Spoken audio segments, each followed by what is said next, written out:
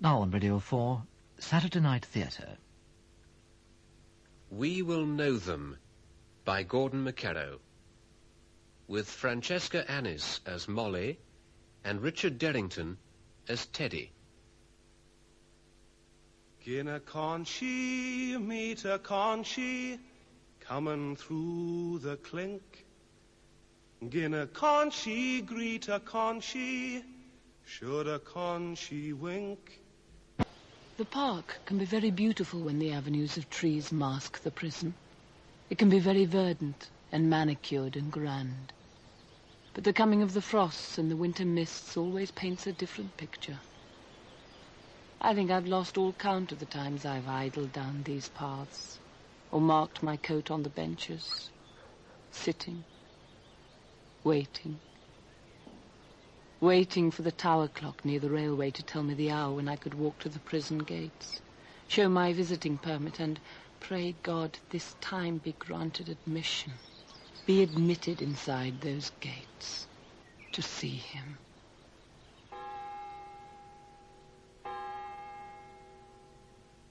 Teddy. Gin a conchie, meet a conchie, coming through the clink. Gin a conchie, greet a conchie, should a conchie wink.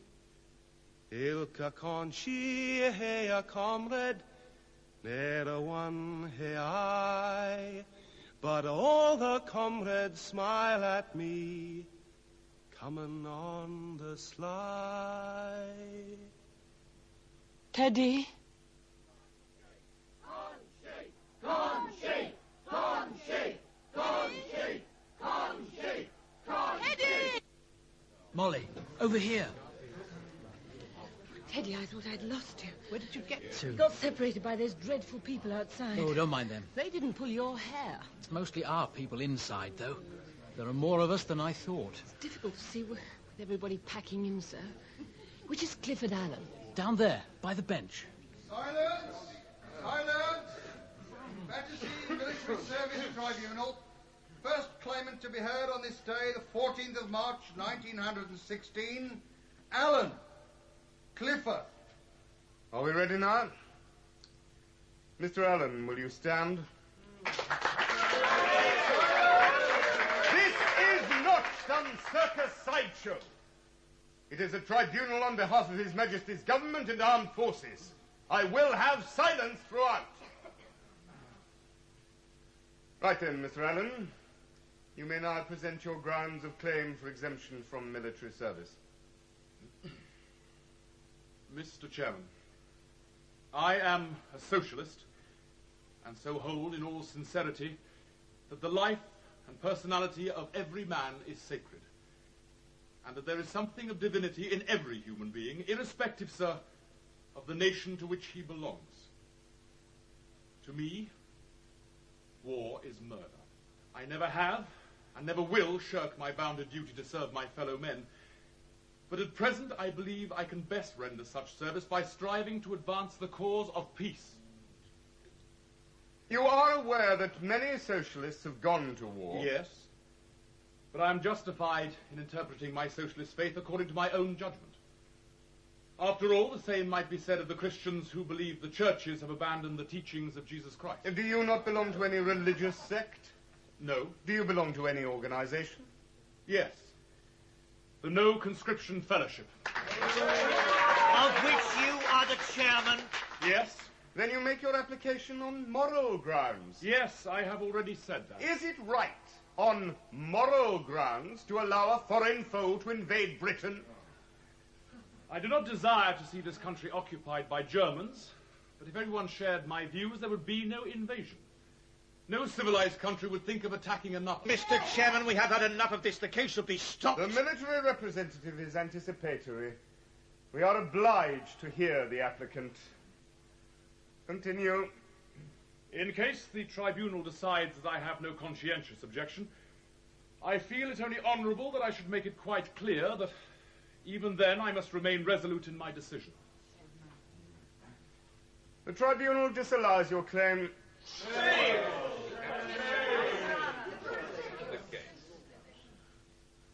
Can you give me any reason for your decision? Your application is disallowed, that is all. Shame! I have warned these people before! Clear the gallery! A bit of a hero, are you not, Mr. Allen?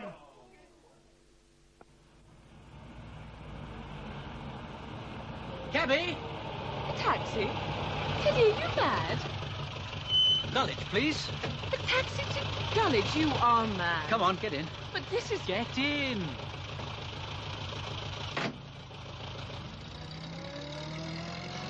I feel wonderful. This is going to cost a fortune. I feel so inspired now. He's made up my mind for me. Wasn't he good? Yes. He was very good. The way he stood up to them. And he was so eloquent. Lord, how he got them going. Did you hear those cheers from the gallery? We were in the gallery. And the way he presented his claim. Teddy, he lost his claim. Of course he lost his claim, but that was not the point of the exercise. Then would you mind telling me what it was? The demonstration of a principle, you know that? The war is wrong and should not be fought. Perhaps. A woman gave him a white feather. They called him names. Traitor. Sticks and stones. What will happen to him now? More names. And the choice of joining the army or going to prison. But it isn't really a choice for him. Poor man. Why? I don't envy him. I do. Teddy. Well, I do. He's pointing the way. Sometimes, Molly, you just don't grasp what's going on. More than you think. You don't seem to understand me. Oh, Teddy, I do want to. I do so want to, but... But what? I'm scared. When will I see you? Soon. I love you. Love me? I do.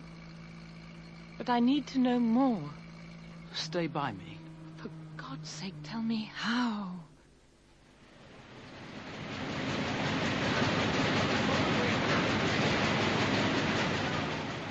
We will know them. They're cunning, hypocritical rascals who would do anything rather than serve the land which has given them birth and protection. And we can easily picture them with their sloping foreheads and receding chins. With sorrow and shame, we admit that they are to be found nowhere else in Europe than in England. The duty of the tribunals is plain. They must be rigid in their policy of inclusion. They must let none escape who is capable of performing an enforced service. To those who stay behind to indulge the whim called conscientious objection, we should show no mercy. Thank you, Janet. And how was your day today, Molly? Thank you, Janet. That will be all. Busy, was it? The library full? Yes, it was a busy day. That will be all, Janet. What is it, girl? Will you tell Mr. Hibbert, madam? Yes, I will tell him, Janet. Now, run along. Tell me what? What does she mean? She's given her notice, dear. A notice? What the devil for? Apparently that young man of hers has persuaded her to go and make shells or something. Oh, munitions. Oh, damn the man. Why? That's dangerous work. Those people are always blowing themselves up. It's the pay, Father. It's very good. Damn the money. She did all right here. And she had a roof over her head. Well, if that's how she shows her loyalty and gratitude, she can pack her bags and go tomorrow. She's given a week's notice, dear. I don't want her in the house. You are being rather harsh. If I was being harsh, I'd kick her out tonight and let her beg charity from that high-handed fellow of hers. Give her until the end of the week, Father. She's worked very hard for us. I know she has. That's the infuriating part. Just when your father's finding himself in a financial position to afford the better class of servant, that damn breed of girl decides it's all beneath their dignity. Father, it's this very war that takes away the serving girls. It's also letting you make enough money to afford the better ones, if they were still available. Don't you begrudge your father his success, my girl. Mary, we are fighting the Germans to protect all that this country holds dear. Freedom. Freedom for your father to work hard for his family. Freedom for servant girls to choose a different life for themselves. And what's so wrong with being a serving girl, I'd like to know? How is your mother going to manage? It's not a very big house, Father. Don't you mock at me, you ungrateful child. This house is damn big for a man in my position. Father, I was only saying... How many people eat as well as we do? How many sit to a table like this? Now, you two, don't quarrel. We shall just have to get by. The Cheshens at 53 have lost their elder boy.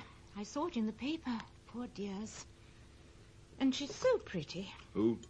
Mrs. Cheshent. Oh. I think you ought to know I haven't been to the library today. What did she say? She said she hasn't been to the library today. Why the devil not?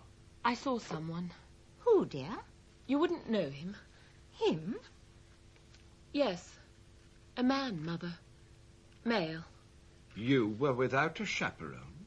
Why didn't you tell us you had a gentleman friend? Because you wouldn't like him. Oh. How long have you known him? Since just after the war began. But that's over 18 months ago. Why didn't you bring him home to meet us? Because we met at a women's suffrage meeting. Oh. Rum sort of fella he must be, consorting with a horde of hysterical females. If the girl likes him, let him be. We haven't even met him yet. She's known him for long enough. If we were going to be allowed to meet him, we'd have done so months before. It's all too secret to my mind. He's probably in the army. They don't get much leave at the moment. He's not in the army. Oh. Well, reserve occupations are vital, too. They're kept pretty busy, I'm told. I know why she hasn't brought him home. She hasn't brought him home because he's a bloody scrimshanker. My dear, that is not a word for the table. That's him, isn't it? He took me today to see a tribunal hearing. Did you say a tribunal? Alfred, he's a conchi. A young man is a conchi. I think we've heard enough. Why does everyone hate conscientious objectors? At least they're doing something they believe in, even if it does send them to prison. I said enough. You're prepared to condemn people like Teddy out of hand, but what do you believe in? I mean, you're filled with hate. Molly, leave the table. You hate the Germans, you hate the conscious, but what do you believe in? See what you've done now. You've made your mother cry. Are you satisfied? Get out of this room. Go. I had done it. I'd told them. At least I tried to. I knew that I should have to someday soon if I was to muster the support that Teddy seemed to so need of me. It was not defiance that drove me. I hadn't wanted to hurt them. And it was fear that tied my tongue and made me grind my teeth as I walked purposefully as I could from that room. Teddy...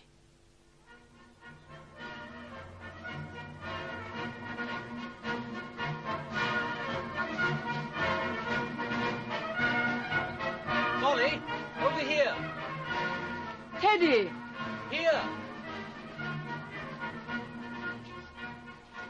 Strange place to meet, isn't it? What's so wrong with the bandstand in the park, may I ask? Aren't those soldiers playing? They may be soon. It's the band from some brewery. Unless keeping the nation desensitized with alcohol is considered to be useful labor for the war effort. They look like soldiers in those uniforms. They sound like soldiers. Rousing, isn't it? A handful of red-nosed brewers resplendent in blue and gold, entertaining a handful of Londoners with nothing better to do but sit in deck chairs and applaud politely with gloved hands. We should move away from here before they start asking for requests. I'd ask for Deutschland über alles. And those polite gloved hands would probably beat you to death. At least you'd get some reaction from them. Come on, let's walk. Give me your hand. Why? Because I want to hold it. Not in the park, Teddy. Yes, in the park, Molly. There. What's so shocking about that? I told Mother and Father about you. And about us. What did they say? They asked who the chaperone was. There's something else I told Mother and Father.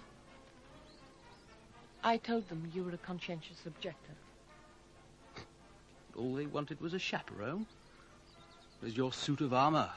Where's your front-line trench to protect your patriotic sensibilities? I stuck out for you. I don't need apologists where people like your parents are concerned. It's unfair. Is it? I found a copy of the Daily Mail today. Some jingo left it behind on the bus. Look at it. Just look at it. Can't be healthy for them to be so permanently eaten up with insane hatred. I love my parents. Last night I hurt them, and I hated doing it. Then why bother at all? You needn't have told them. Teddy, don't tear me up inside more than you're doing already. I needed to speak to someone, to share it, to test the reaction. And? They've forbidden me to see you again. Then you best act like the dutiful daughter you profess to be. I'm my own woman. Don't forget, I found my cause long before this war came along and gave you yours. Teddy, why are we talking like this? Maybe because of this. What is it? Have a look. Your call-up. When did it come? This morning. What happens now? Now it starts. The tribunals must let none escape who is capable of performing an enforced service. We are at war with the greatest military power the world has seen, and it is our business to crush that power. To those who stay behind to indulge the whim called conscientious objection, we will show no mercy. May we get on now, Mr. Chairman? I don't wish to linger unduly over cases this afternoon. Well, yes, Major. Please be patient. Well then, Usher, instruct the applicant to approach us. The applicant, Edward Timothy Mayhew, will now approach the Board of Tribunal. You are Edward Timothy Mayhew, unemployed, a lodger at 18 Lord Cardigan Terrace? Yes. Address the board. What? Address the board. When you give an answer to a question, you address the board. Did you say unemployed? Are you unemployed? You're a young man of sound body and some intelligence, it would seem. So why are you unemployed? I was denied my previous position. And why? My employers learnt of my intention to resist conscription. What was your previous position? I was taking articles in a solicitor's practice. You were taking articles in the practice of law, and yet you intend to flout that law by turning your back on your king and country. I flout no laws. It is my right to make application for exemption. Do you people not realize that you put victory for us in jeopardy by your cowardly attitude? Do you wish to see us defeated and overrun with Germans?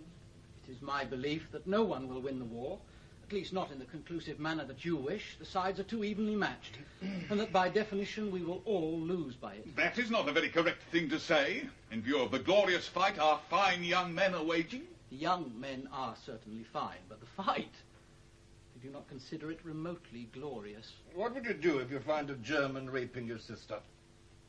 Am I supposed to answer questions like that? You are insolent. You are obliged to answer all questions. I can do your case no good by being difficult. So, what would you do? I would do what I would do if I found any man forcing his attentions on a woman. And what would that be? I should endeavour to interpose myself between them. Interpose? What does he mean? I mean that I should not shoot him or castrate him. Yeah, but if he were a German... I fail to see why a German should be singled out for special treatment. Do you really mean to say you wouldn't kill anybody? Yes. What an awful state of mind to be in. Have you ever been in a lunatic asylum? No, I have not. Hey, where are you going? We have not finished with you yet. I think you had finished with me before this pantomime even began. You're supposed to sit in impartial judgment, and yet you have already condemned me by your prejudice. I can see I'm not going to get a fair hearing, so I might as well return home and await the police. Do you not wish the board to consider your claim? Of course I do. I have a conscience that tells me I must not kill. But I also have an instinct that tells me I shall go to prison if I do not kill. What is the point in my continuing? The Major presumes to speak for me in my beliefs. Very well. I will speak for you in making your judgment. Application not allowed. Next applicant, please. Teddy, why? Why walk out like that? Why? Why should I listen to it all? I will not be forcibly made a soldier. The duty to fight for my country, right or wrong, is piffle. If the country is wrong, then it is wrong and should have no support. We are wrong. Germany is wrong. Just because I'm not prepared to pull a German's guts out on the end of a bayonet, does that make me an enemy of Britain? What's that you have? It's not important. What is it? I made it for you, so I might as well give it to you. Even if it is the wrong time. It's a cake. Cake? I know it's the wrong time, but you're not eating. So I should eat cake? No, it was meant as a present. I'm trying to get through to you. You should have the chance to go. Now. Because whatever happens from now on isn't going to be easy. It will hurt us both. I know. You are wavering. Not about us. But about my stand. No, you are. Don't deny it. Go on, get out. Go on. No. Yes, go. You don't believe. I do. There's a crack and it can only grow. Now go. Teddy, please. I've no room left for half-hearted loyalties. You think I'm half-hearted? About me, no. But about what I believe in, yes. The time has gone for doubts. That cake there, that wretched cake is probably the last thing I'll ever bake in my mother's kitchen. And do you know why? Because I told my family about you. I know you did. I have now been informed that I'll no longer be welcome at home. All right. They can hate me if they want to. But don't you dare say... There. You can try eating cake now. Teddy, you're shaking. Yes, look. The brave young man who stood up to authority is shaking. Surely that same brave young man cannot be afraid. Afraid of a group of bigots who have the power to condemn him and yet are themselves safe in the knowledge that they are too old to go to fight. Oh, yes, Molly. Your brave young man is. Old men made this war. Bring the soldiers home and let them do the crawling in the Flanders mud. Molly, you're clouding everything. Mr. Mayhew? Cannot take things well enough with you around. With you around, I would want my freedom too much. So for my sake, go. Yes? Mr. Mayhew, I've heard news about you that the landlady doesn't want to hear about one of her tenants, Mr. Mayhew. I should have thrown you out. Edward Mayhew. We're police officers. Let them wear, until peace be signed, a white armlet of shame. And let it be made plain that after the war, there will be no place for them at the ballot box. It is an ignoble thought that we should be governed by men who do not scruple to throw the burden of defence upon others, and to exult in the very act of shirking a superior wisdom and piety.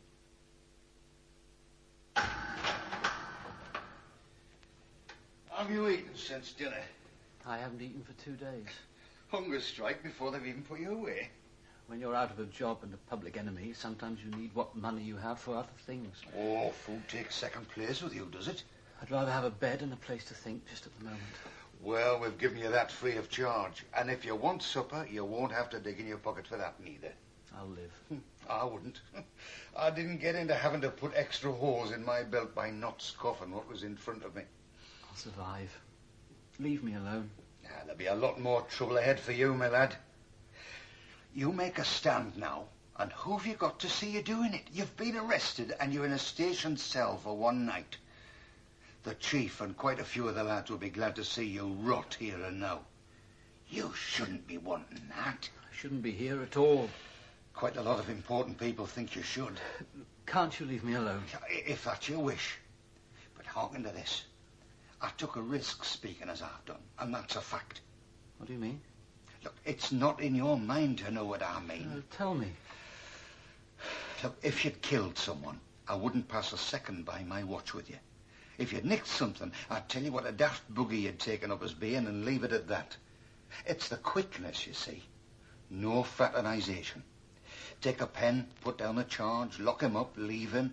Later, shove in a plate of scoff and a mug of tea, leave him again, and in the morning, unlock him to allow the law to proceed as it must. You're no different if you look at the book. But the chief told me not to feed you. Well, who gives a wink to the book when you've got a padlock on a conchy downstairs? Some men interpret that one way. I interpret it another. But If you've not the interest in a sympathetic voice, then what's the bother? Don't go. Got to. There's no fraternisation, you see. But I've got a meal gather in the cold here. You'll be in an army detention centre soon anyway. And there won't be much time for fattening up there. Still, you don't want it. I can always put another hole in me belt. And I'll see you for court in the morning. I can smell the food. Then eat it. Come on, eat it. I suppose you think you're the first. We've had your people through here before. I've seen where they've gone. So you think I should give up, do you? Eat that, son. And don't give up. I've got a boy. How old are you? I've a boy younger than yourself, I put it. Not with your education, mind. He signed. Against his father, but he signed. Where is he now? 6 months since we had the telegram. Not dead, but missing. 6 months, not dead, but missing. Same thing, only they don't have a body. Is this his hand? Is this his thigh? Is this his brain? Oh, slam the bits together and send off the regrets. Missing or dead, he's as gone as ever he might be. And we shan't set eyes on him again. And what bloody for? I'll leave you now. Don't you want the plate? Finish it in your own time. But if the night officer puts his mush round the door, slip it under the bench. There's a lad.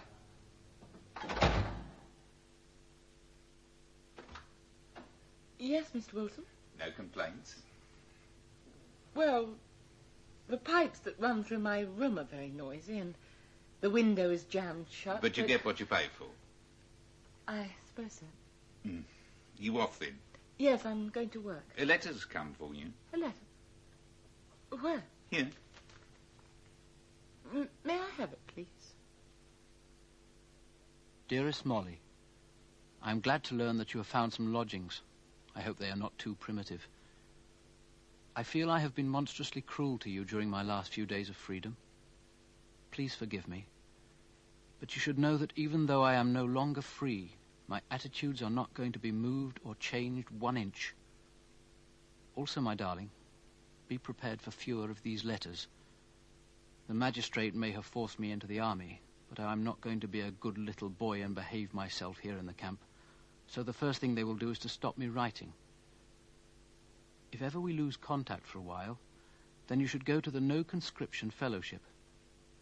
It is so good to know that we have an organized campaign behind us. It's their business to trace all our whereabouts, making it more difficult for the army to do what they would really like to do to us if they felt they could get away with it. You were late this morning, Miss Hibbert. Oh, I'm sorry, sir. The morning papers have not been put out in the reading room. What are you reading? Only a letter, sir. Only a letter, sir. And is this only a letter, sir, a personal one? Yes, sir. Speak up. Yes, sir. From a young man? Yes. From France, I presume. Well, put it away, girl. You can hear all the news from the battlefield when you're at home this evening. Now, come along. My dearest, sometime there has to come an end to this war. Reason must prevail. But that is in the future, and as I sit here with pencil in hand, that future appears indistinct. Keep faith, my darling, I pray you. For in that knowledge I will find the strength to continue. All my love, Teddy. Private Mayhew, sir! Bring him in. Escort at the double! Escort, shun! Salute and state your name, rank and number to the officer. Announce yourself in the correct manner to the officer. Now, look, Mayhew, you're already in trouble up to the neck. All right, Sergeant. I want to teach him to show the proper respect, sir. Just read the charges, will you? Charges are continued and willful refusal to obey orders, refusal to salute officers, and refusal to wear the King's uniform, sir. Thank you, Sergeant. That will be all. That will be all. I think the escort should stay with the prisoner, sir. He doesn't look dangerous to me. Very good, sir. Escort, about turn. Quick, march!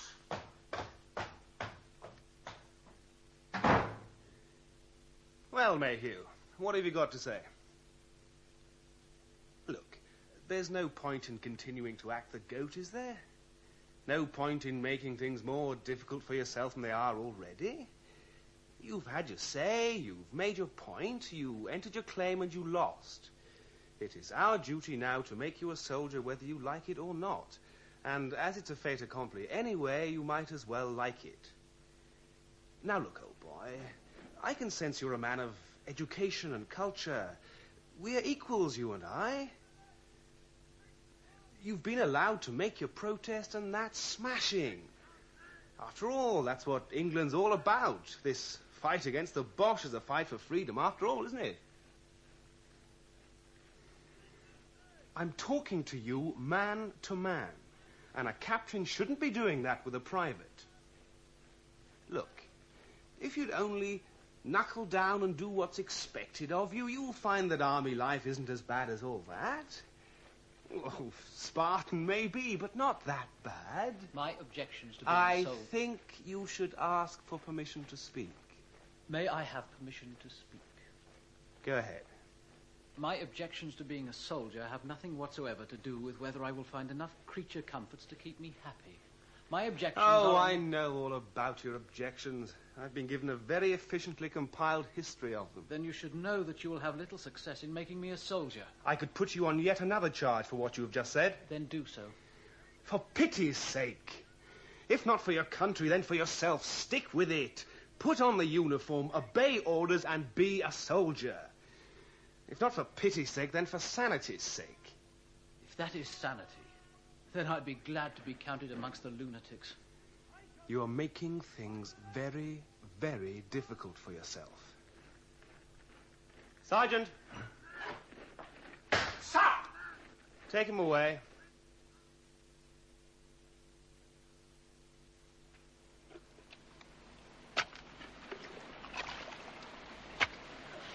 How deep is it now? Twice as deep as the grave, Sarge, and we've struck water. Cold it is, too. Out you come, then. Now, see that hole, Mayhew? Muddy, isn't it? Bloody cold, too, I'm reliably informed. Now, you're going to put this uniform on. One way or another you will, so you might as well do it now. Hicks, Baker, hold him. Hold him! Hold the bugger! Pull off the trousers, you idiot! Pull! Oh, now, what have we got here? Ah, look, my brave warriors of the king. A Conchi without his decency. But my, don't you learn something every day? Them Conchis are built the same as us. Proper little babe in the mud, aren't we? Suits you, bollock naked and covered with slime. Right then, put him in, but gentle now, men.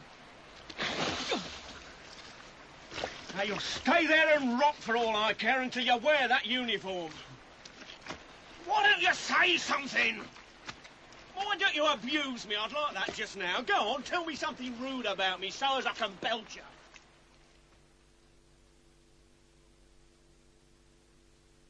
Dearest Molly, I write this from the guard room. I have been transferred to a detention centre, and so it will be, by necessity, short and careful. If it is anything but that, then it may never reach you. They still persist in trying to make me a soldier, and I still refuse. They are now to court-martial me, but please do not let this distress you, as most of our lads get court-martialed sooner or later. On one thing, though, the army have relented, for I am to be allowed my first visit. I can do nothing now but sit and fidget with excitement until I see you. There's to be no touching, miss. Take your hand off his. I'm glad my letters are getting through. You can never be sure. They hardly ever let me see anything you write. It's good to see you, Molly. Teddy, you look so pale. There's to be no touching. Don't you fret, I'm well enough. But what are they doing to you? I told you I would be a bad boy. They are treating me as such. You're wearing uniform. In the end, it was all they left me to wear. I don't know whether you'll be allowed them, but I brought you some cigarettes. Oh, thank you. Some matches, too. One thing isn't much use without the other, is it?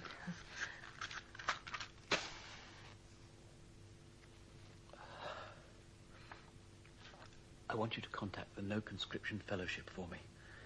I've written a description of the things that have been done to me and to the other objectors here. What things? There's to be no whispering neither. I need to hear what you're saying. Put your hand under the table. Take it. I've made it look like a handkerchief. No whispering, I said. What did you just tell her? Wipe your nose with it. Haven't you ever been in love, Corporal? What do you mean? I mean, can't I say anything to her without your prying ears being witness to it all? Orders are the prisoners may not be allowed to whisper. I'm watching you, Mayhew. Anyway, time's up. I do love you, Molly. Yes. What's the matter? Nothing. Molly? A hatch in the barrack gates was open for me to leave. And I was leaving Teddy behind.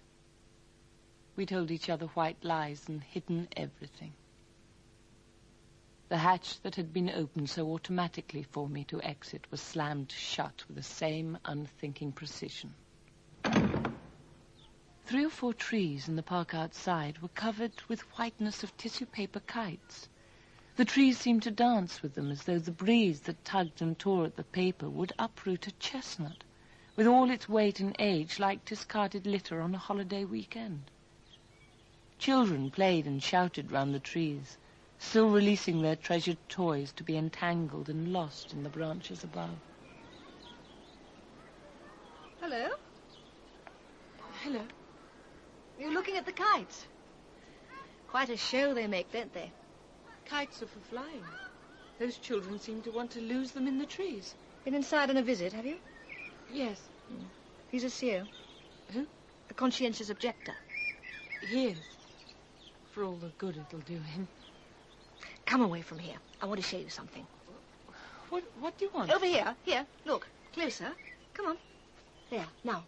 What do you see? I don't want to see. Prison cell windows, rows of them. Now look behind you. What do you see? Trees. Yeah, but what's in those trees? The kites. I'm not blind. And neither are those windows. They see the kites as well as we do. Are you thirsty? I am. Come with me. Where are we going? Come with me. But the children... Their mother's with them. Let's find a nice table. Over there, by the window. Please, sit. No room for anyone to join us. Funny place, isn't it? The average age of the clientele must be well over 100. And look at those hats. If you put those hats all together and floated them in the Channel, you'd double the Navy overnight. What a contribution to the war effort. Yes, please. What'll you have? Tea, coffee, bun, cake? Just tea, please. Just a pot of tea, then, please. Thank you. I'm sorry I treated you as I did. I was carried away with the excitement of the kites. Have you ever heard of the No Conscription Fellowship? Yes, from Teddy. Teddy? Teddy? Would that be Edward Mayhew? Yes. Not a bad memory for names, then. We've 20 in this detention centre at the moment. Just a minute. Let me look in my file. Mayhew. A month in camp and a week here, am I right? Yes. Mm-hmm. You're in love with him? What were the kites for? Your pot of tea, miss. Oh, thank you. And your complaints, miss, about the hats, miss.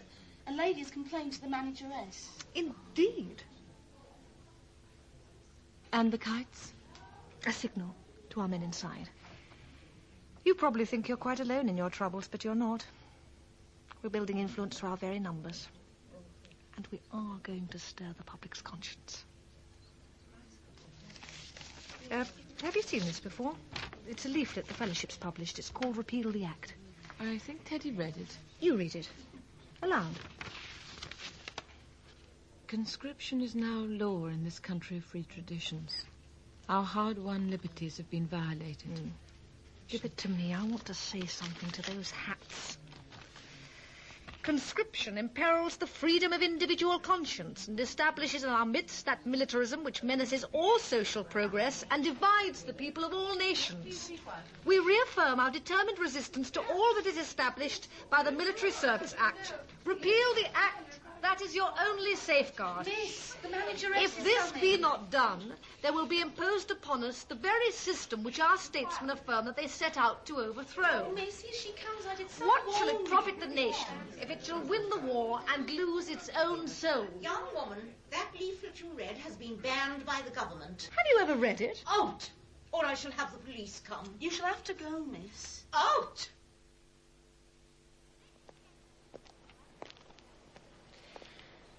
You see those children and their mothers? Somewhere, those children have fathers and those mothers have husbands whom they're not allowed to see. Now, they alone can't chase and harass those who imprison and damage their loved ones. But together, Molly, together we can. The army's beginning to force-feed, you know. Have you ever been force-fed? No. Neither have I. But I know people who have. Sylvia Pankhurst, for one. You know her? Yes, I worked with her at her mission in the East End. You were a suffragette. So was I. All the women now in the fellowship were. That's how I met Teddy. We went to the meetings together. I found Christabel very impressive. Well, from now on, you can forget her. And her mother. They've shattered the women's movement by their support of the war. They were brave women. And violent women. With the exception of Sylvia, they've sold out to the very people they campaigned against. Over there in that tea room, they really hated you. They'll hate Teddy as well. I don't want that. You'd rather he enlisted and went to France, wouldn't you? No. I don't know. You ask if I love him. Yes, I do, but the rest of the country can only hate him. Then the country must be made to see. I know all the arguments and the reasoning behind the peace movements. God knows I've had them drummed into me enough by Teddy, but deep down inside me, a little red, white, and blue flag is still waving, and it won't stop. Then don't let it. I'm British too, and so are the men behind that barrack wall across the common. But patriotism can only mean one thing when you're at war. Molly, you're sitting on the fence and you can't afford to be there. That's not going to help Teddy. Molly, I'm sorry. Please wait. Please. What are you looking at? It's a handkerchief. Teddy has written on it.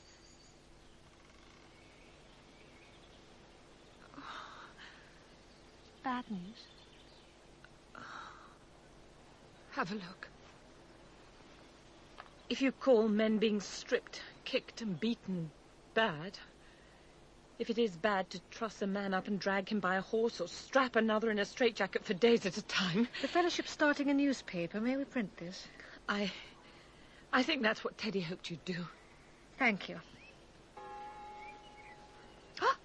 If that's 6 o'clock, I'm afraid I have to go. We've a meeting this evening. Why don't you come? I think I'd rather sit here for a minute. Look, here's our address. If you ever get any further news like this, or you want to talk, or just need a sympathetic ear. All right?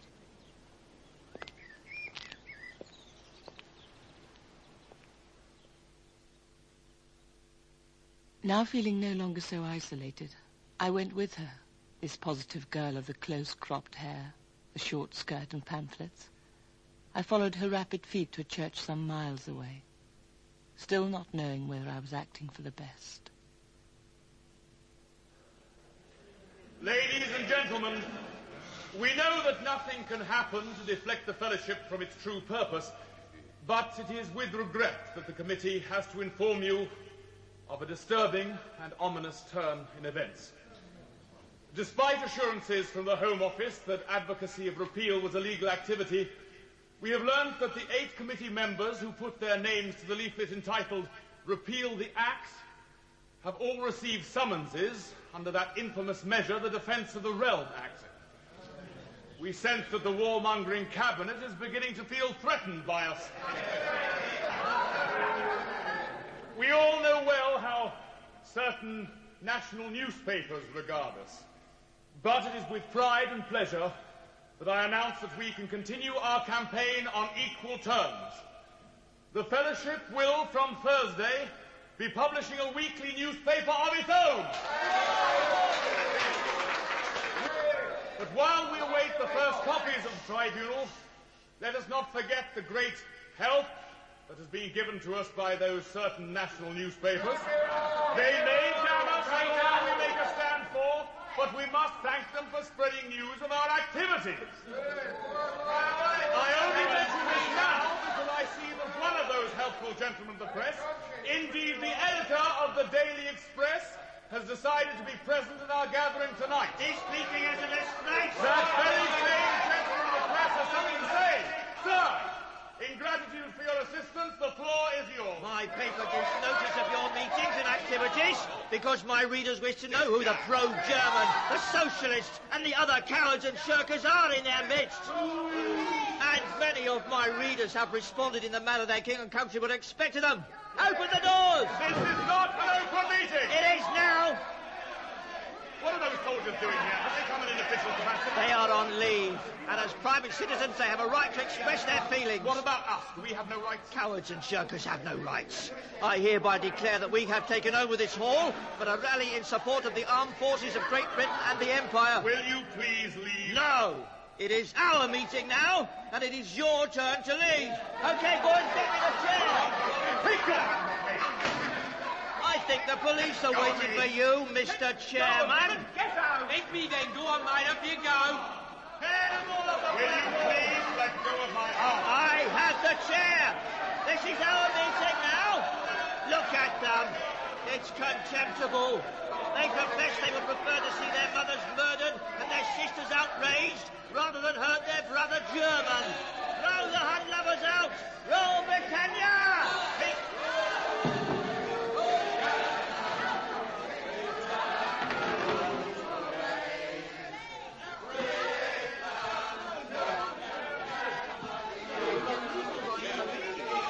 Come on, Molly.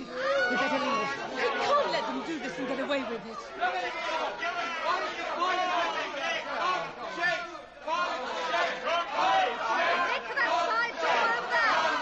What about the others? I don't know.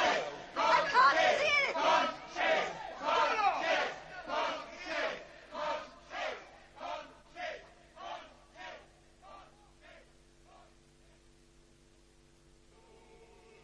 I had no idea it was like this. Listen, stay round here. Over here. Hello.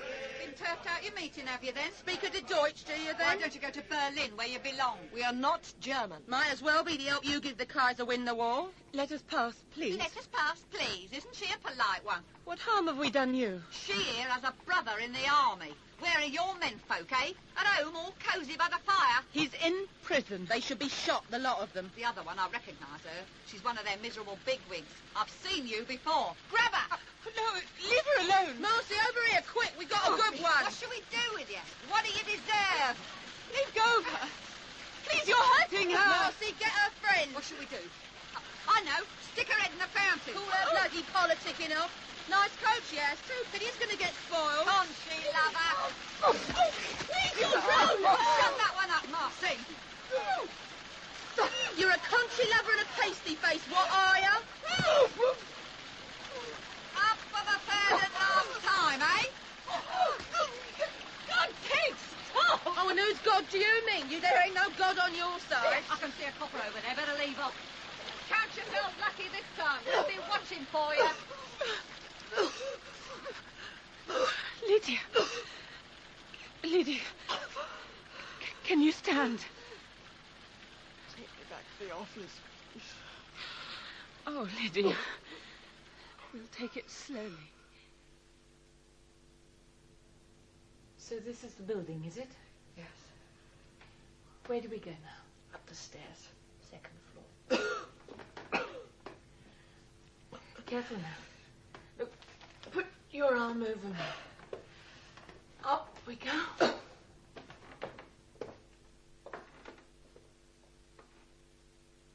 At the top of the stairs was a small office, seemingly filled with pale young men, a doctor tending their bloodied faces. Prominent in the room were two women.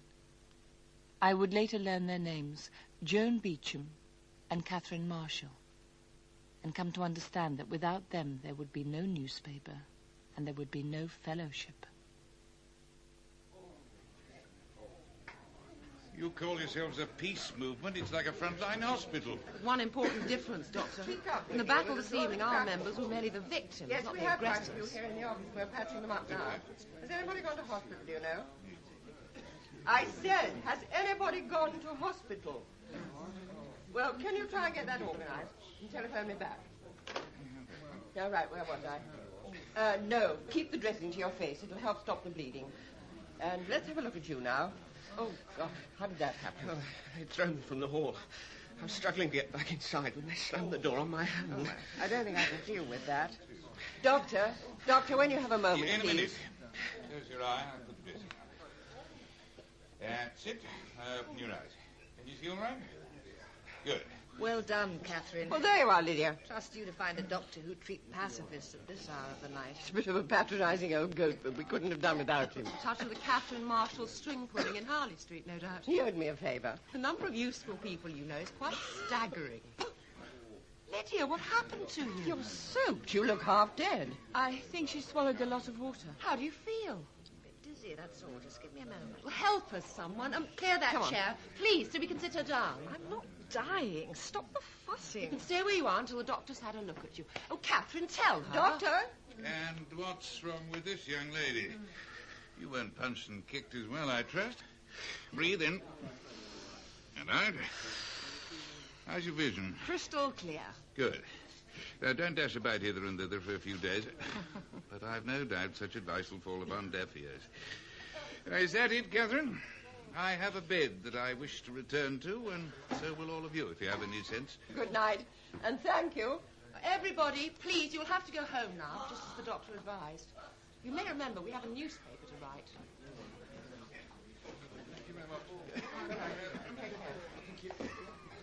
Catherine, Joan, this is Molly. Thank you, my dear, for bringing Lydia back to us. We're grateful. We're very grateful. I didn't know it was like this.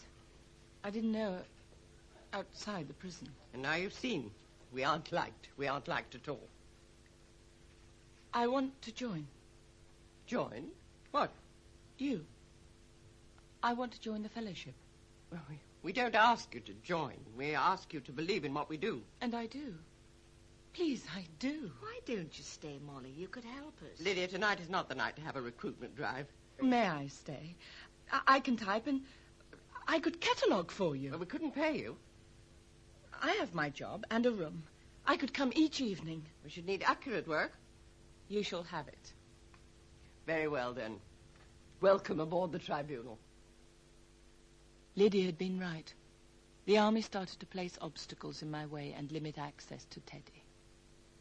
I was refused point-blank a pass to attend the court-martial.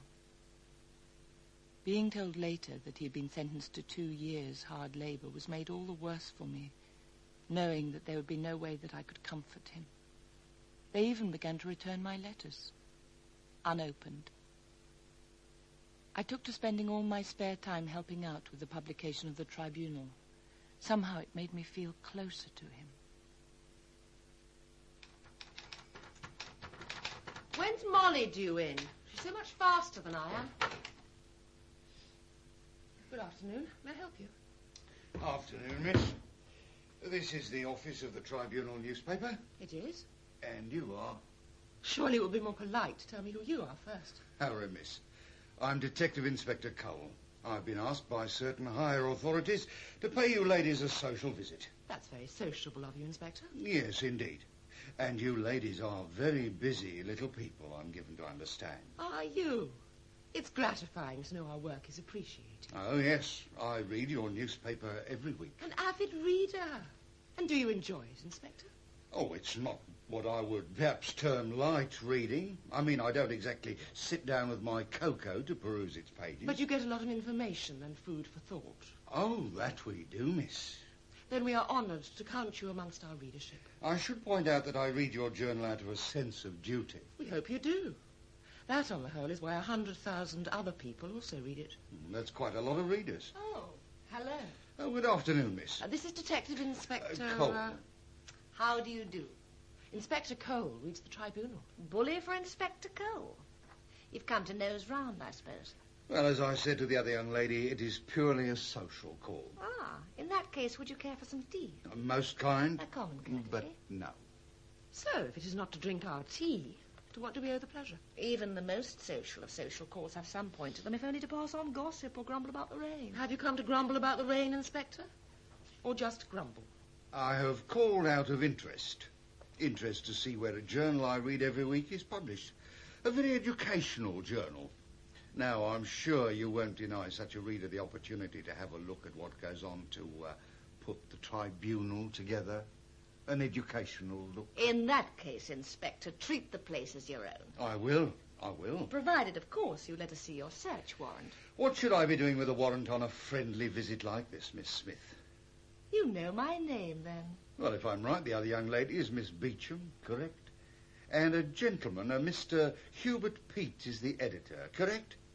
Do any other men work on this newspaper? Why do you ask? None of them would be hiding from their obligations under the Military Service Act by any chance?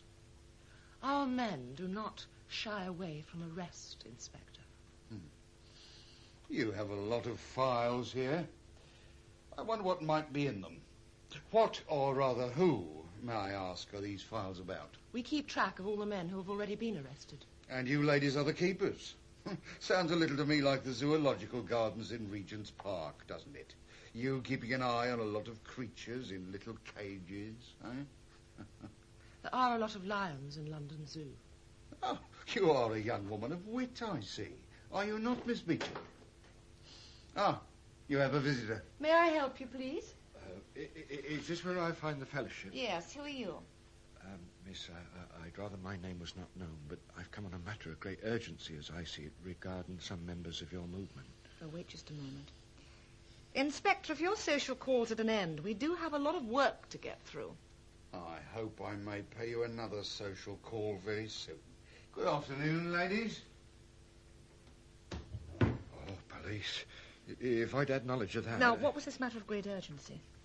I'll bring you this because I'm a sympathiser, but I don't want no clash with the law. He's gone now. What's all this about? Employed by the Southern Railway Company, but being a member of the National Union of Railwaymen, when I discovered it, I thought I should bring it to you. Yes, but what have you brought? This note. It was tossed from a Southampton-bound train in a cigarette packet, landed on my platform. I have a notion it was intended for your eyes. Anybody could have picked it up, though. Them that threw it were lucky it were me. Oh, God. What does it say? Have a look. I've been dreading a day like this would come. We're going to have to be quick. Yes, I'll try and get all the information we have on the men involved. Give it to me again, will you? I need to know how many there are. I hope I did the right thing. Yes, you did, and we're very grateful. If Catherine's contacts in Parliament are going to do us any good, it's going to be now. Joan, take a closer look at that list of names. One in particular. Sorry, everybody. Sorry I'm late. Ah, Molly. Sorry I'm so late. The librarian needed some never work. mind about that. I'm afraid we have a crisis on our hands. Oh, what's going on? We've received information that a group of objectors have been taken from Landguard Fort and shipped across the Channel.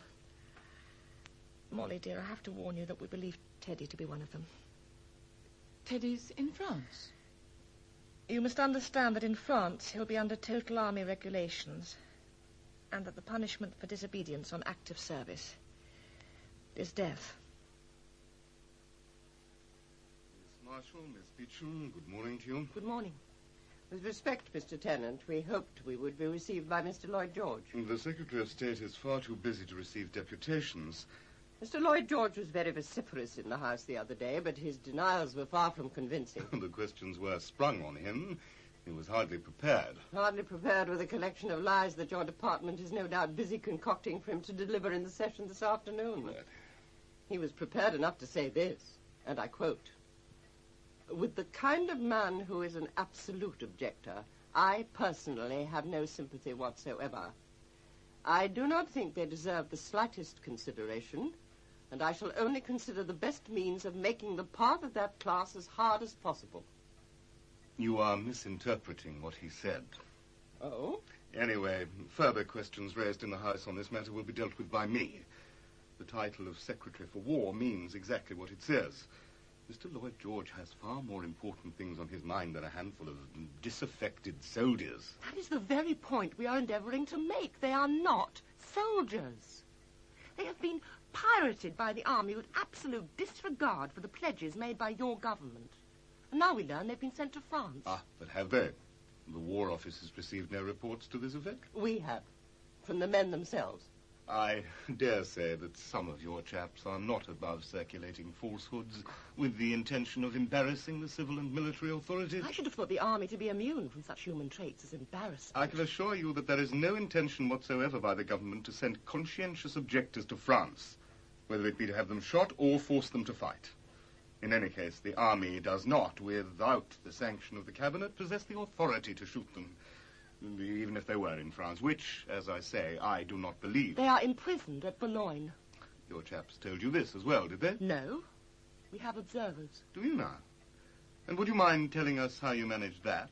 Not all the serving soldiers delight in this war as much as Mr. Lloyd George seems to do. Are you saying that you got this information from an enlisted man? I'm saying nothing. It's hardly relevant at this crucial time, Mr. Tennant. What is relevant, however, is the disturbing extent to which an elected government has lost control of its own military. And above all, the power that this military can hold over the very lives of these objectors. Miss Marshall, Miss Beecham, I can assure you there is no intention of dealing with these men in any way harshly. Prisoners Barrett, Foyster, Mayhew, Ring, and Scullard will take one pace forward. Move.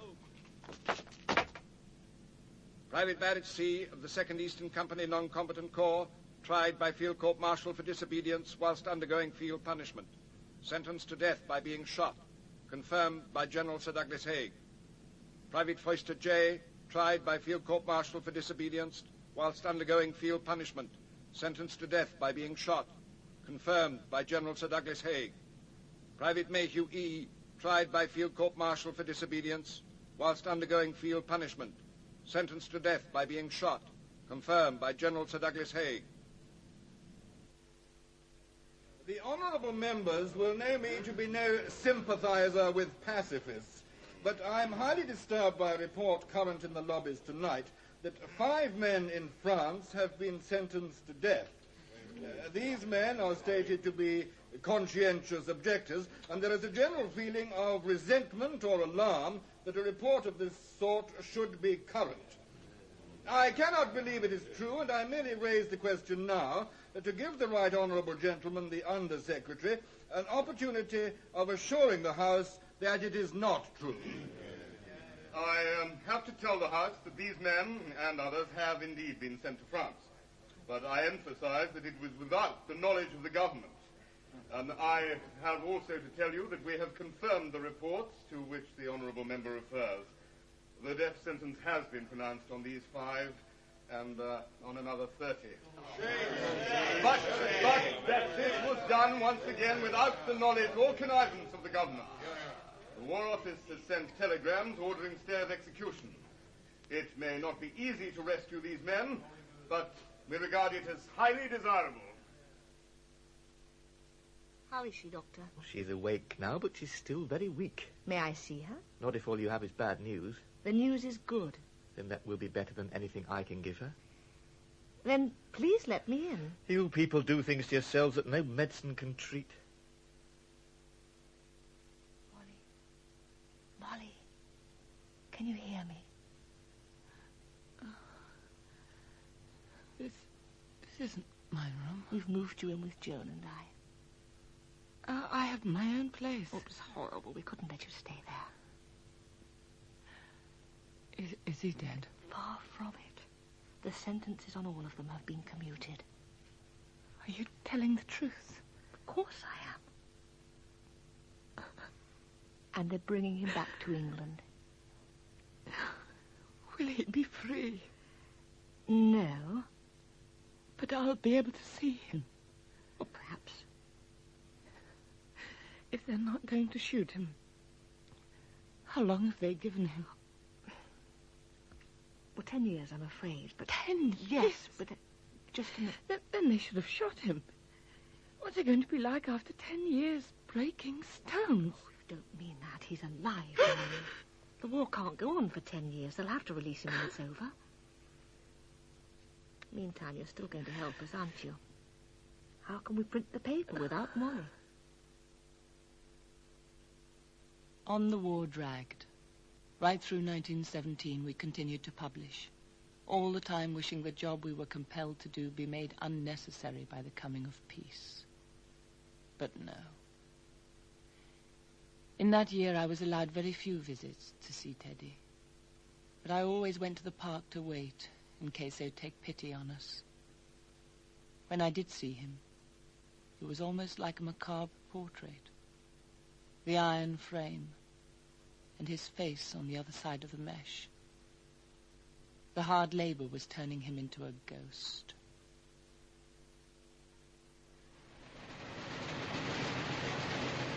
The pacifists, whose tender consciences are making England ridiculous, continually assert that if Great Britain were to declare the terms on which she is willing to make peace, Germany would gladly lay down her arms and enter into negotiations.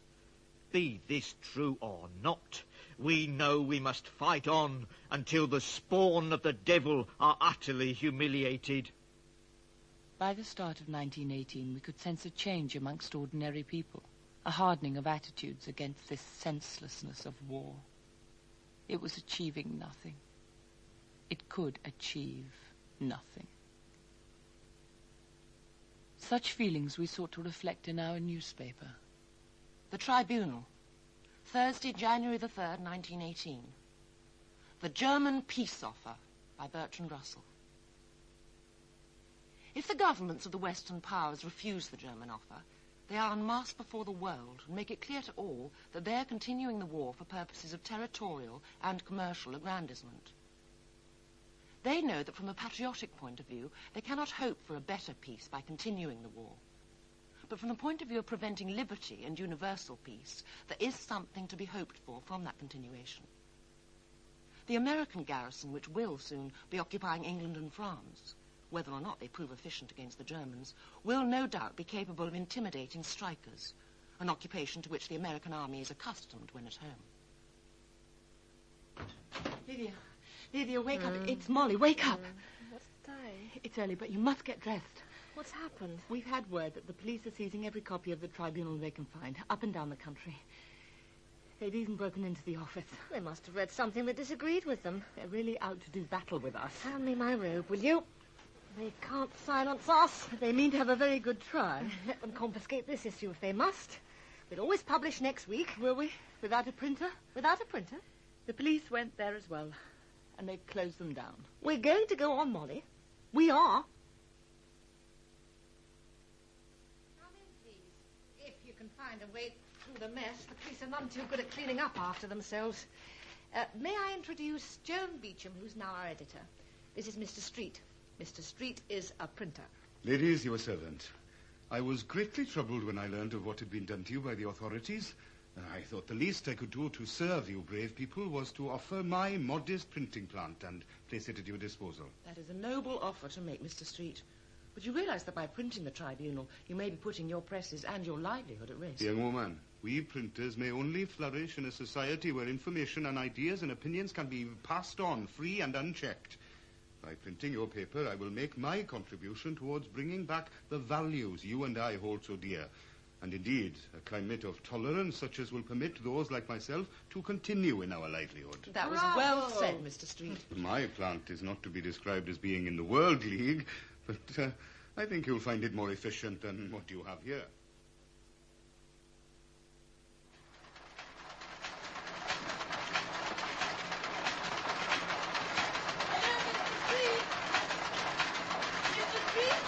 Who's there? Who's there? Oh, it's you, young Molly. Good day to you. And to you, Mr. Street. These days, you imagine you'll find a dark blue uniform and a helmet round every corner. I brought some of the coffee. A little late, but you will wait. What did you say? I brought the final coffee. Best get into the office. It's a mind show you're doing to me here. Oh, yes, that's a lot better. You'll have to hold your talking for a minute, Molly. The door's shut, and, well, for you, that's a world of difference. But the door in my ear takes the longer by a yard to close, and the hearing to come through. Perils of a machine printer, see, Molly? It must be. Oh, this is the front page I've been waiting for, is it? We were waiting on the judge's verdict. A shout. The verdict.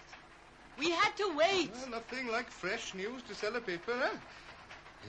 I better set it up. I can offer you no tea, I'm afraid. Now, if you'd like a stout... Oh, no, thank you. Well, no objections, I hope, if I do. Noisy and hot, my work. The 4th edition since the raid.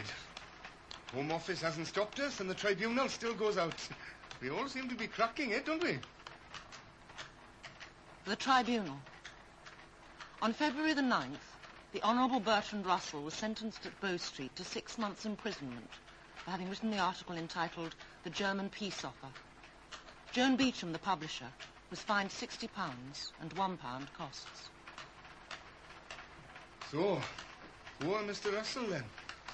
You know, I just can't picture him, a man of his position and background, him being a brother to an earl. I just can't picture him doing time. We'll miss him. He did a lot for us. I can't picture him parading round some prison yard, sewing mail bags, eating prison food, swilling out his pot. But is it really funny? No. No, the government turns down offers of peace from the enemy, and when people criticize them for it, they put them in prison. No, it's not funny. It's not only Bertrand Russell who's in prison for wanting peace, you know. I'm sorry, love. I made a joke out of turn. You've got to find something to smile at. Any news of you, a young man? Molly? He's been moved to an army hospital. Finally, they deigned to treat him. What is it? Shh. What's wrong? There. What? There was a man at the window. He was looking at us. No one there now.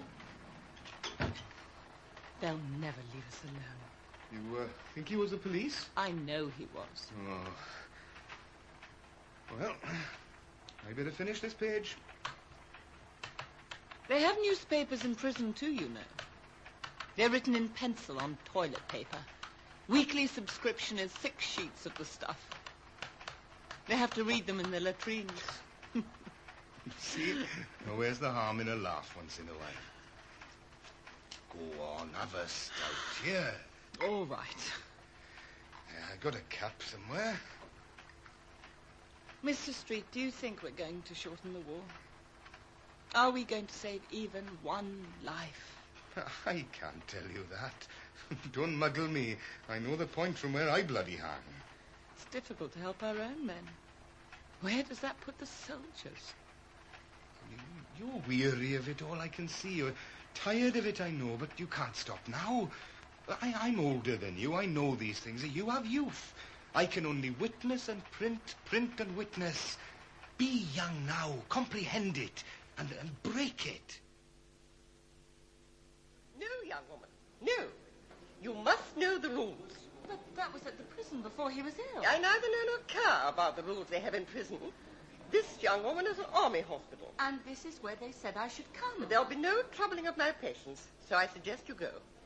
I have no wish to trouble anyone. Please. No visits, Miss Hibbert.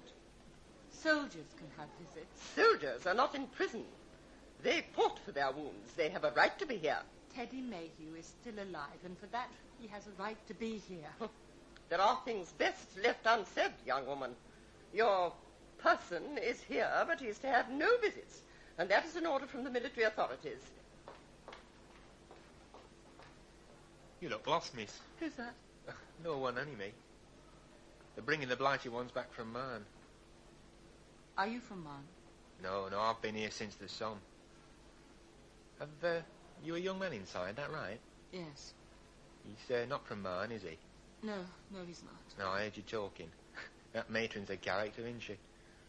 He's not a soldier. I know he's not. I know what he is. I know what you are. Keep it going. Don't fizzle out on this girl. Stop this bloody thing. The tribunal. Thursday, April the 11th, 1918. Stop the war. It need not go on unless the people choose. Across the channel, the cannon are booming. The armies opposing each other are too evenly matched for a decisive victory to be possible. Armies and navies cannot end this war. Who can end it? Only the people have the power. In all countries, the people must say, we will not go on. I'm coming. Are you Samuel Street? I am. We're police officers. Do you print the Tribunal newspaper? I do. And did you print the issue for the 11th of April containing this page headed Stop the War? I did. Then stand aside and let us in. Why have you come? What are those carts for? I've instructions to break up your plant and machinery. I will see your warrant. Right, you not start with the big ones. No, you mustn't. Some of this machinery is not mine, it is on me. That is no concern of mine. You do all this because we ask for peace? Put it all on the carts, everything mine. Type books, invoices, the lot. Is this one of your social visits, Inspector? The days of social visits have gone, ladies. In that case, we'll want to look at your warrant. We are acting upon direct instructions from the Home Secretary. We need no warrant, ladies. Joan Beecham, are you the publisher of the Tribunal? After all this time, you still ask me that? Just answer yes or no. In that case, yes. And were you responsible for the back page of issue 105, published on April the 11th? Yes. And who is the editor of the paper? What exactly is going on, Inspector? Who is the editor? Hubert Peat is the editor. Oh, I doubt that very much. Mr. Peat has been in prison these last 2 years. So? I decline to tell you. Miss Smith, will you enlighten us? I will not. And how about you, Miss Hibbert? The consequences of refusing information can be severe. The Sergeant's right. And at this very moment, colleagues of ours... That's enough, Sergeant. Sir. Leave it, Sergeant. What are colleagues of yours up to at this very moment? I shall ask you all once again, who is the editor? And once again, we shall not reply. You can let the others in now, then, Sergeant. Yes, sir. In you come. You know what to do? What do you hope to find? Oh, Sergeant Robbins has it in his head that it is illegal to publish a newspaper without disclosing the name of the editor. He's also fixed with the notion that the unknown gentleman in question is trying to undermine the public's will to continue the war. Very patriotic, my Sergeant. What makes you think our editor is a man? We just want his name, and we'll trouble you no further. I think I've found something. Over here, then. What is it? That's a book. Oh, the Sergeant's found a book. Very literary, my Sergeant. It's called On Liberty. Now there's a title to conjure with. And who is the author of this tome? John Stuart Mill. I was never a man to trust people who call themselves by 3 names. Who, ladies, is this thrice-named gentleman? Am I to think by your silence that he is a member of your fellowship? You may think what you like. And that he may be something more than a mere member, like the editor of the Tribunal, for example? Where may this gentleman be contacted? In either heaven or hell, I would imagine. He's been dead these last 40 years. Yes, sir, it says that here. I suppose this is all a big joke to you, ladies. Let's laugh at the ignorant flatfoot. But I can assure you there is no joke at all. Whatever happens, we have made certain you will not print again. Is that you, sir? Yes, it's me. What sort of view do you get? Oh, not bad, sir. We're about level with their office. Them windows over there. Anything been happening? Oh, very quiet, sir. Who's that going in a side entrance? Oh, the old woman with the baby. She comes quite often, but she's a friend of the caretaker's, that's all. Look at this, Sergeant. The Tribunal. So they found a printer? Yes. Read the headline. Here we are again. Yes. Now, look, any whisper, any movement at all that tells you how they get their copy to which printer, and you broadcast it right back to me. Understood?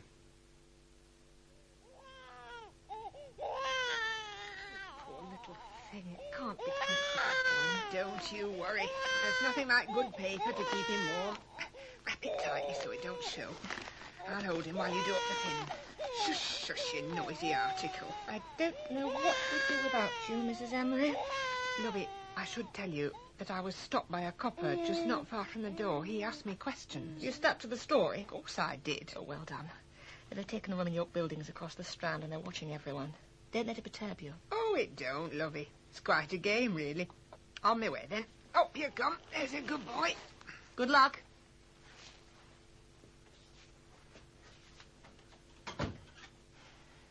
Oh, Mrs. Emery gone? Yes. I wanted to tell her my news. Next time, perhaps. You off now? What's wrong? Oh, nothing. Tell me. I never thought it would come to this in England. That we should have to take such steps, smuggling copy out in a baby's shawl in order to print a newspaper. Oh, Lydia, the important thing is we do get it printed. You know, the change in you is quite an inspiration. And Teddy is mine. I can't stop you visiting him today. Not with this pass. And since they've transferred him back to the prison, there must be some improvement. Let's hope it's universal. Are you aware of the time? To the minute. Then you better go. You're nervous? A little. Oh, Lydia. We have to win. Come on. Come on. Don't dawdle or you'll be late. Yes. Go on. Go on. Excuse me. I've been waiting to see a prisoner. He hasn't come out yet. What's his name? Mayhew. I'll wait here a moment. I just want to... Wait, please. I have a pass. It's all arranged. Yes, someone's coming down to have a word with you. What about? They won't be long.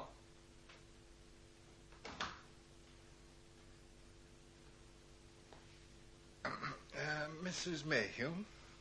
I'm not his wife. He's not married. But you are a close friend. Yes. Sit down, please.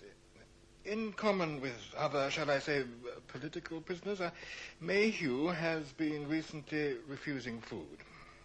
Why? He's weak as it is. Yes, but presumably you understand that better than I. How long has he been doing this? Long enough for the doctors to decide that he should be fed by a nasal tube. They did that? It had to be done. But this morning, during the feeding, he inhaled some of the food into his lungs. What does that mean? He choked somewhat. And he's dead, young woman.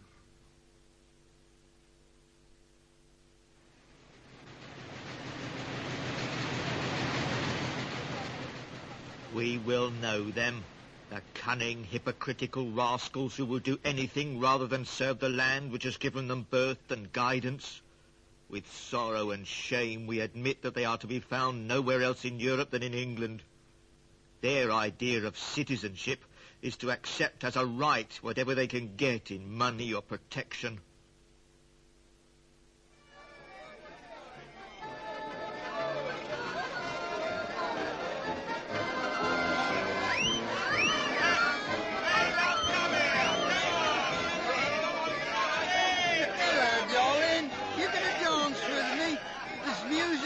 A bottle of gin? Please, no thank you. Come on, give a little lovey. It's armistice night. That's victory, that is. We've done for the Bosch, and that's a fact. Let go of my hand, please. I know. I've been there of a uniform at home. That's the proof of it. And this ribbon, that's the double proof of it. You're very pretty. That's a nice head of hair on you, girl. Hey, come on, let you dance with me. You can't dance and hold your bottle at the same time. I'm not giving this bottle to nobody. Leastwise, I might to you. You've got a nice face. Have a drink. No. Oh, you can have a drink on me if you'll come down to Trafalgar Square. I'm seeing some mates. Well, if you're meeting your friends. If you see an officer, then tell me quick, girl.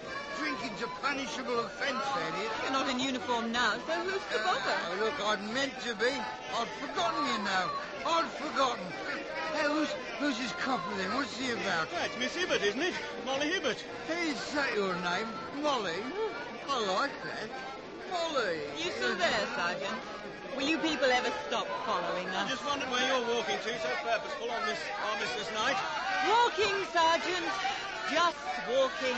He's not walking with you, is he? Where's the old woman and the child this week? Oh, so you found out about that, have you? I hope you get a medal for it. If it's medals you want, eh? No, he's not bothering me. I'm not staying for him or for you. So you are going somewhere, like delivering the tribunal to the printers? Yes, I am. I'm taking these pages, packed with all those subversive thoughts, to have them set down on a broken, old hand press. But if you're so keen, you have them. Take them, go on. The inspector will like that. You'd be so pleased he'll give you another stripe. I'm already a sergeant. Well, 4 stripes and you'd be unique. Hey, you'll You'll drop your bottle if you're not careful. No, I shan't drop it. One arm's enough for holding a bottle. One arm, see? Please. Oh, please don't cry. Leave off me. Don't touch me. I will dance with you, if you like. No. Please, I didn't mean to upset you. Let's dance. No, you don't want to. Well, I do want to. Leave me. I want to dance with a bastard who cut off my arm. Come, mistress. Come, mistress. Where's the reason for the bloody war in the first place? Let it be, mate. My ma worked for a German down Brick Lane, a grocer he was. A good sort, and they burnt his shop. They put him in prison as well. And where's my arm? Where's my bloody arm? Sergeant, are you going to be my shadow all day? The war is over. We have our orders. Then take the coffee. Take it. No, I don't want it. You astound me. What do you want? I heard about your friend, and I just wanted to say I was sorry. Don't you think it a pity that someone wasn't sorry a bit earlier? I don't need your regret, Sergeant. Where are you going? I'm going to dance with a drunk, one-armed soldier.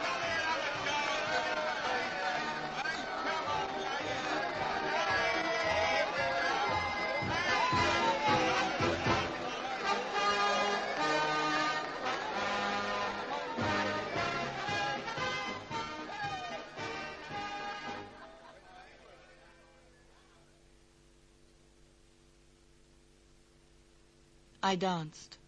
I even had a drink. It was impossible for the sergeant to keep an eye on me, and I lost him somewhere in the crowds near Westminster Bridge. He didn't find the handpress, and the tribunal came out yet again. Teddy's death had earned him a half-inch in the paper, but in fairness they could give him no more than that, for he was only one of 74 conscientious objectors who died in prison or at the hands of the military. We continued to publish as best we could until long after the war, when eventually they found a way of putting Joan in Holloway. The prison where Teddy was still stands out through the bare branches of the trees. The winter landscape in the park is peopled with blank-faced young men, some still in uniform, some without a leg or part of their face, who sit on those benches and stare into nothing.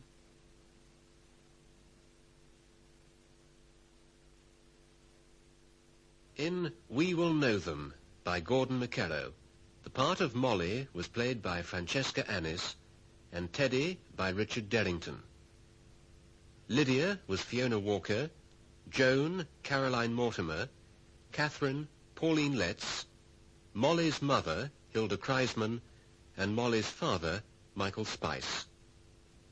Mr. Street was Sean Probert, Clifford Allen, David McAllister, Inspector Cole, Ronald Herdman, the landlord, Alexander John, the army captain, Andrew Seacombe, the policeman, John Webb, the major, Roger Hammond, and the librarian, Spencer Banks.